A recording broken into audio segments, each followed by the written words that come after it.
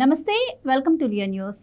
కూటమి ప్రభుత్వం రైతుల సమస్యలను గాలికి వదిలేసిందని, అలాగే స్వయంగా నాదెండ్ల మనోహర్ నియోజకవర్గంలోనే రైతులకు డబ్బులు ఇచ్చిన పరిస్థితి లేదని, అలాగే దళారీలు పెచ్చిల్లిపోతున్నారు, దళారీలు చెప్పిన రేటుకే రైతులు ధాన్యం అమ్ముకోవాల్సి వస్తుందని, మరి జగన్మోహన్ రెడ్డి హయాంలో వరికి 2000 దాకా గిట్టుబాటు రేటు ఇచ్చాము, అలాగే రైతుల సమస్యలపైన మేము గళం విప్పబోతున్నాము, జిల్లాల వారీగా కలెక్టర్లకు మేము వినతి పత్రాలు ఇవ్వబోతున్నాము అని చెప్పి కూడా జగన్మోహన్ రెడ్డి నేను చెప్పిన నేపథ్యంలో మరి వాళ్ళు ఆరోపించినట్టుగా నిజంగానే రైతులు ఇంత ఇబ్బందులు పడుతున్నారా? దీనిపై మరి సివిల్ సప్లై మంత్రి నాదెండ్ల మనోహర్ కూడా స్పందించిన పరిస్థితి అయితే మనం చూస్తున్నాం. సో మరి ఎవరి హయాంలో రైతులకు న్యాయం జరిగింది, అలాగే రైతుల గురించి మాట్లాడే హక్కు జగన్మోహన్ రెడ్డికి ఉందా? ఇలాంటి విషయాలు తెలుసుకుందాం. మనతో పాటు ఉన్నారు senior political analyst KVV Prasad గారు. నమస్కారం సార్. నమస్తే అమ్మా. సార్, ఇప్పుడు సడన్గా జగన్మోహన్ రెడ్డి గారికి రైతుల మీద ప్రేమ వచ్చింది సార్. గతంలో మరి ఆయన హయాంలో రైతులకు ఆయన పూర్తి న్యాయం చేశారని, వరికి గిట్టుబాటు ధర ఇచ్చానని, అసలు దళారీ వ్యవస్థ అసలు లేనే లేదా అంటున్నారు. సో మరోపక్క ఇప్పుడు కూటమి ప్రభుత్వంలోనే రైతులకు అన్యాయం జరుగుతుందని చెప్పి జగన్మోహన్ రెడ్డి గారు అంటున్నారు. మరి ఇక్కడ మనోహర్ చూస్తేనేమో మా హయాంలోనే రైతులకు ఎక్కువ ధాన్యం కొనుగోలు చేశాము, డబ్బులు కూడా వెంటనే పడుతున్నాయని చెప్తున్నారు. సో అసలు మరి నిజంగానే జగన్మోహన్ రెడ్డి గారు చెప్తున్నట్టు రైతులు అంత హ్యాపీగా ఉన్నారా ఆయన హయాంలో? మరి ఎక్కడ రైతులు ఇప్పుడు ధర్నా చేస్తున్నారని చెప్పి వాళ్ళకి ఈయన అండగా నిలవడానికి వస్తున్నారు.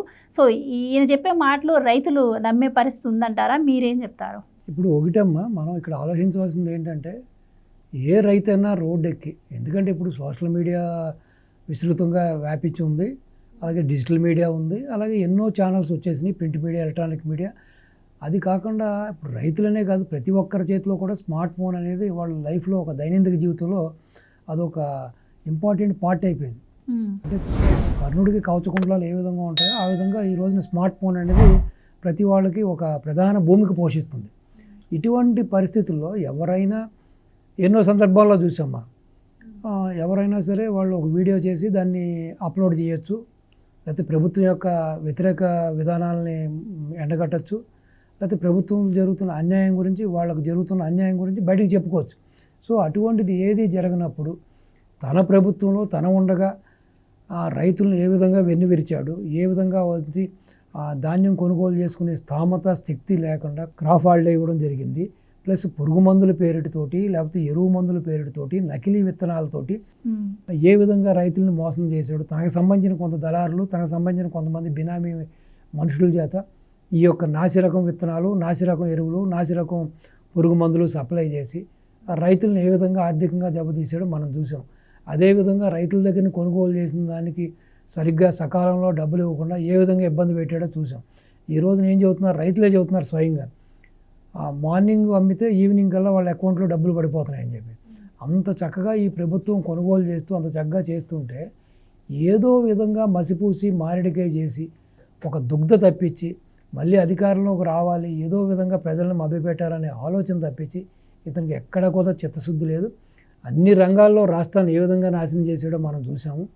అసలు రైతులను పట్టించుకున్న గోడు లేదు. రెండోది, ల్యాండ్ టైటిలింగ్ యాక్ట్ తీసుకొచ్చి ఆ యొక్క పూచికత్తు రాళ్ల మీద తన బొమ్మలు వేసుకుని ఎన్ని కోట్ల రూపాయలు దోసేసాడో మనం చూసాము.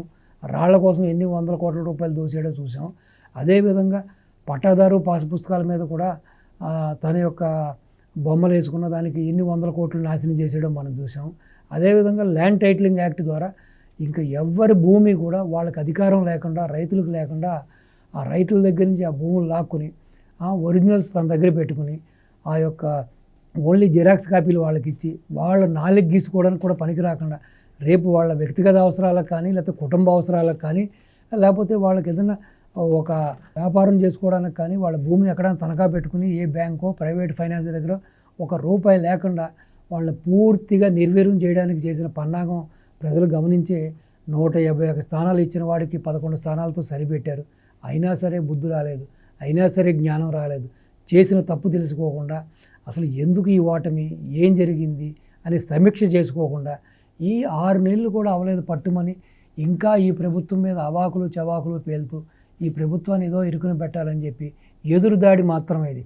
ఈవెన్ మీరు చూశారు, అధికారంలో ఉన్నప్పుడు ఇతని యొక్క అవినీతిని, ఇతని అక్రమాలని, దుర్మార్గాల్ని ఈ యొక్క ఆ రోజున ప్రతిపక్షంలో ఉన్న ఈ మిత్రపక్షం నాయకులందరూ కూడా ఎండగడుతుంటే వాటిని డైవర్ట్ చేయడానికి ఒక డైవర్ట్ పాలిటిక్స్ చేస్తూ ఏ విధంగా వీళ్ళందరినీ పవన్ కళ్యాణ్ గారి మీద ఎదురుదాడి చేయడం, కుటుంబం గురించి మాట్లాడటం, పెళ్ళిళ్ళ గురించి మాట్లాడటం, అలాగే బాబు గారిని అరెస్ట్ చేయడం, అలాగే పవన్ కళ్యాణ్ గారిని ఎక్కడ పడితే అక్కడ నివారించడం, అదేవిధంగా అచ్చెన్నాయుడు గారిని ఏ విధంగా ఇబ్బంది పెట్టారు, ఇలాగ రకరకాలుగా మనం చూసాం, భయభ్రాంతులు చేసాం. కొంతమంది ఆ పార్టీ హార్డ్ కోర్ కార్యకర్తలైన తెలుగుదేశం చంద్రయ్య లాంటి, మాచర్ల లాంటి కార్యకర్తను ఏ విధంగా హతమార్చారో మనం కూడా చూసాం. ఎప్పుడు కూడా జగన్మోహన్ రెడ్డి తెలిసింది ఏంటంటే సామధాన దండోపాయాలు, గజకర్ణ గోకర్ణ టక్కు టమారా విద్యుల్లో అతను గటికుడు, ఎప్పుడు కూడా డైవర్ట్. ఇప్పుడు ఈ రోజున తను చేసిన దుర్మార్గాలు, తను చేసిన అన్యాయాలు, ఇప్పుడు ఈ పోర్టు వ్యవహారాలు, ఈ రేషన్ బియ్యం స్మగ్లింగు ఇవన్నీ కూడా బయటకు వస్తున్నాయి తెరమేకి. ప్రజలు చీకొడుతున్నారు, చేదరించుకుంటున్నారు. ఇక తనకు రాజకీయ భవిష్యత్తు ఉండదని కారణంతో ఇప్పుడు ఏదో విధంగా ఇలా బయటకు వచ్చి ధర్నాలు చేసి, ఈ విధంగా గొడవలు చేసి వీటిలన్నింటిని కూడా డైవర్ట్ చేయడానికి చేస్తున్న డైవర్ట్ పాలిటిక్స్, కానీ ఎక్కడ చిత్తశుద్ధి లేదు. అండ్ 2014లో చంద్రబాబు గారు రుణమాఫీ అన్నారు, అది నెరవేర్చలేదు. ఇప్పుడు 2024లో రైతు భరోసా పెంచిస్తామని చెప్పారు, అది కూడా ఇవ్వట్లేదు అని చెప్పి మాట్లాడుతున్నారు. అండ్ దీనికి సంబంధంగా ఆయన డిసెంబర్ 13న రైతులతో కలిసి ఉద్యమపాట చేయబోతున్నారంట. సో జగన్మోహన్ రెడ్డి హయాంలో కూడా మనం చూసా స్మార్ట్ మీటర్ల పేరుతో రైతులను దోచుకున్న పరిస్థితి కావచ్చు, వాళ్ళకి ఫ్రీ కరెంట్ ఇస్తామని చెప్పి వాళ్ళకి ఇవ్వకపోవడం కావచ్చు, ఇవన్నీ కూడా మనం చూసాము. సో మీరన్నట్టు ఇది రైతులపై ఉన్న కపట ప్రేమే అంటారా? అండ్ మీరన్నట్టు డైవర్షన్ పాలిటిక్సే అనుకోవచ్చా? అసలు కపట ప్రేమ కూడా కాదు, ఇది ఓన్లీ డైవర్ట్ పాలిటిక్స్. ఎందుకంటే రోజుకొక అవినీతి పర్వం, రోజుకొక అవినీతి చిట్ట బయటకు వస్తూనే ఉంది. చూశారు కదా, ప్రపంచ చరిత్రలో ఈ విధంగా ఒక పోర్ట్ని కొట్టేసే నాయకుడు ఎవడూ లేడు. అసలు ఎన్ని గుండ్లు ఉంటాయమ్మా, 42% వాటా ఉన్నవాడిని ఆ విధంగా బెదిరించి పోర్టు లాక్కుని వాళ్ళ అవినీతికి చిరునామాగా, అవినీతికి అడ్డగా మార్చుకుని వీళ్ళు చేసిన అవినీతి భాగవతం మనం చూసాం. సో రోజుకి ప్రజాక్షేత్రంలో ప్రజల ముందు ఈ ఉన్న మిత్రపక్షం, ఈ నాయకులు, ఈ ప్రభుత్వం అతన్ని దోషిగా నిలబడటం చూసి తట్టుకోలేకపోతున్నాడు. ఎందుకంటే ప్రజలు కూడా అయ్యో ముక్కును వేలేసుకుంటున్నారు, నివ్వెరిపోతున్నారు. ఇంత దుర్మార్గుడా, ఇన్ని స్కాములు చేశాడా, ఈ విధంగా అక్రమాలకు పాల్పడ్డా, ఈ విధంగా దుర్మార్గాలు చేశాడా, ఈ విధంగా కబ్జాలు చేశాడా, ఈ విధంగా రాష్ట్రాన్ని సర్వనాశనం చేశాడని ప్రజల్లోనే చర్చ మొదలైంది. సో ఇదే విధంగా కొనసాగితే నాకు 40% ఉంది, నాకంటూ సపరేట్ ఓటు బ్యాంక్ ఉందని చంకలు కొట్టుకుంటూ, గుండెలు కొట్టుకుంటూ, ఛాతీ విరుచుకుని ఏ విధంగా అయితే తిరుగుతున్నాడో అది రేపొద్దున తన మనుగడకే ప్రశ్నార్థంగా మారిపోద్ది. ఈ 40% అలా 4%కి పడిపోద్దనే భావంతో ఈ విధమైన ఒక డైవర్ట్ పాలిటిక్స్ తప్పించి ఇక్కడ ఎక్కడా కూడా అతనికి చిత్తశుద్ధి కానీ ఏమీ లేదు. రెండోది, నువ్వు సర్వనాశనం చేసేసావు, వ్యవస్థలన్నింటినీ భ్రష్టు పట్టించావు, రాష్ట్రాన్ని సమూలంగా నాశనం చేసేసావు. ఇప్పుడు ఒక వ్యక్తి పూర్తిగా నశించి కృషించి ఒక ఎముకలు మాత్రం అస్థిపంజరం మిగిలిన దానికి మళ్ళీ ఒక తోలు తీసుకొచ్చి, దానికి ఒక శరీర ఫ్లష్ తీసుకొచ్చి, దానికి ఒక గుండెకాయ పెట్టి, దానికి ఒక 2 కిడ్నీలు పెట్టి, ఒక లంగ్స్ పెట్టి, ఒక హార్ట్ పెట్టి, ఒక శరీరంలో ఉన్న భాగాలన్నీ పెట్టి మళ్ళీ ఆ యొక్క మనిషికి పునర్జీవం ఇవ్వాలంటే ఎంత కఠినతరమో ఆ విధంగానే ఈ రోజున ఆంధ్రప్రదేశ్ రాష్ట్రం తయారైంది. దాన్ని మళ్ళీ గాడిలో పెట్టడానికి, దానికి ఒక జవసత్వాలు ఇవ్వడానికి, దానికి పునర్జీవం ఇవ్వడానికి బాబుగారు చేస్తున్న యత్నం భగీరథ యత్నానికి మించి కఠినతరమైన యత్నం. సో అటువంటి పరిస్థితుల్లో ఈ రోజున తగుదనమ్మా అని చెప్పి అదిగో పులి ఇదిగో పులి అన్నట్టుగా ఈ విధంగా అవాకులు చవాకులు పేలడం ఉన్నది జగన్మోహన్ రెడ్డి యొక్క దిగజాడు రాజకీయానికి, నీచ రాజకీయానికి, అతని యొక్క వ్యక్తిత్వానికి ఇది ఒక మచ్చుతునగ. కాబట్టి దీన్ని నన్ను అడిగితే ప్రజలు నమ్మరు.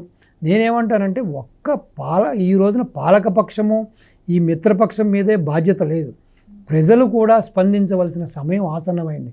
ప్రజలు చూశారు, 5 ఏళ్ళలో ఎన్నో కష్టాలు, ఎన్నో కడగండ్లు ఎదురు చూశారు. ఏ విధంగా రాష్ట్రాన్ని బాధపెట్టాడు, ఏ విధంగా రాష్ట్ర ప్రజలను బాధపెట్టాడు చూశారు. అన్ని రంగాలు కూడా సర్వనాశనం అయిపోయినాయి. ఒక ఆర్థికంగా రాష్ట్రాన్ని వెనక్కి తీసుకెళ్ళాడు. ఒక ఎంప్లాయ్మెంట్ లేదు, ఇండస్ట్రీస్ లేదు, ఒక కంపెనీస్ లేదు, ఏదీ లేదు. ఒక రోడ్స్కి ఒక తట్టెడు మట్టి లేదు, ఒక గుంట పోర్చలేదు. సో ఎన్ని ప్రత్యక్ష సాక్షులుగా చూసిన ఆంధ్ర ప్రజానీకం ఇప్పటికైనా కళ్ళు తెరవాలి. ఎవరైతే 40% నా వాళ్ళు, నా ఓటు బ్యాంక్ అని చంకలు కొట్టుకుంటున్నాడో వాళ్ళు కూడా పరివర్తన చెంది వాళ్ళలో కూడా మార్పు వచ్చి వాళ్ళు కూడా ఇతన్ని నిలదీసి నిలవరించి, నాయన ఇంక చాలు, నువ్వు 5 ఏళ్ళు చేసిన భాగవతం చాలు, నువ్వు చేసిన మాకు మంచి చాలు, ఇక మీదట నీకు రాజకీయాలు వద్దు, నిన్ను మేము సమర్థించం, నువ్వు రోడ్లోకి రావద్దు, రోడ్లోకి వస్తే మర్యాద ఉండదు, రోడ్లోకి వస్తే రాళ్ళు వేస్తాం, రోడ్లోకి వస్తే నిన్ను చీపురు కట్టలతో కొడతాం, రోడ్లోకి వస్తే నిన్ను నిలదీస్తామని ప్రజలే అతన్ని కాలర పట్టుకుని అడగవలసిన సమయం ఆసన్నమైంది. సో ఆ రోజున జగన్మోహన్ రెడ్డి అన్ని రంధ్రాలని మూసుకుని పబ్జీ ఆడుకుంటూ తాడేపల్లి కొంపలోనో లేకపోతే ఏళంక ప్యాలెస్లోనో లేకపోతే ఇక్కడున్న హైదరాబాద్లో ఉన్న ప్యాలెస్లోనో కూర్చుంటాడు. సో ఇక్కడ ఒక్క ప్రతిపక్షానికో లేకపోతే ఈ పాలక పక్షానో లేకపోతే ఈ గౌరవ ముఖ్యమంత్రికో లేకపోతే గౌరవ ఈ హోమ్ మినిస్టర్ బాధ్యత కాదు ఇది. ఈ 5 కోట్ల చిల్లర ఆంధ్రులకున్న గురుతర బాధ్యత. నిజంగా మీ భావితరాలు బాగుండాలి, మీ భవిష్యత్తు బాగుండాలి, రాష్ట్రం బాగుండాలి, మీరు బాగుండాలనే మీకు కోరిక కానీ ఉంటే, మీకు అటువంటి ఆశ ఉంటే, అభిలాష ఉంటే, మీరు ఎవ్వరు కూడా జగన్మోహన్ రెడ్డి అనే వ్యక్తిని బయట నడవనివ్వకూడదు, ధర్నాలు చేయనివ్వకూడదు. అతను ప్యాలెస్ వదిలిపెట్టి బయటకు వస్తే చాలు, మీరు నిలవరించాలి. దాన్ని బట్టి మీ నిజాయితీ ఏంటో, మీ నిబద్ధత ఏంటో, మీ ఆత్మాభిమానం ఏంటో ప్రపంచానికి తెలుస్తుంది. లేదు మళ్ళీ తందాంతాన యథా రాజా తదా ప్రజ అనుకుంటారో ఇంకా మీ కర్మ. మిమ్మల్ని బాగు చేయడం ఈ అవ్వడి తరం కాదు. Right sir, thank you. నమస్తే అమ్మ. Please subscribe to Leo news for more videos.